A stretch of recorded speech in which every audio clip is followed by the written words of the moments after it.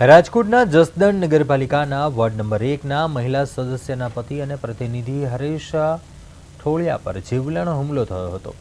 મળતી વિગતો પ્રમાણે આ ઘટના પાણીના ટાંકા નાખવાની બાબતે લઈને સર્જાઈ હતી। નગરપાલિકાના જ એક કર્મચારીએ પોતાના સાગરીતો સાથે મળીને કુલ 7 શખ્સોએ હરેશ ઠોળિયા પર આડેધડ હુમલો કર્યો હતો। પીડિતાએ આક્ષેપ કર્યો હતો કે અગાઉની જૂની અદાવતનો ખાર રાખીને હુમલો કરાયો હતો અને હુમલામાં હરેશ ઠોળિયાના માથાના ભાગે ગંભીર ઈજા પહોંચતા તેમને તાત્કાલિક સારવાર માટે હોસ્પિટલ ખસેડાયા હતા। જો કે ગઈકાલે પણ પાલિકામાં મારામારીનો બનાવ બન્યો હતો, જે બાદ આજે ફરી આ હુમલાની ઘટના સામે આવતા ભારે ચકચાર મચી ગઈ હતી।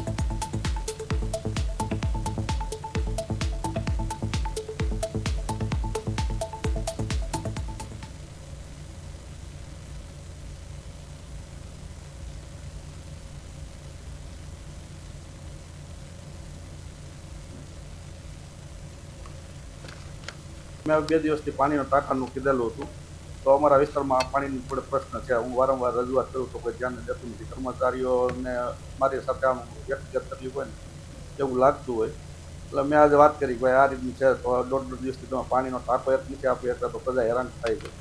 એ બાબતે થોડી ઉગ્ર બોલાચાલી થઈ ગઈ હતી।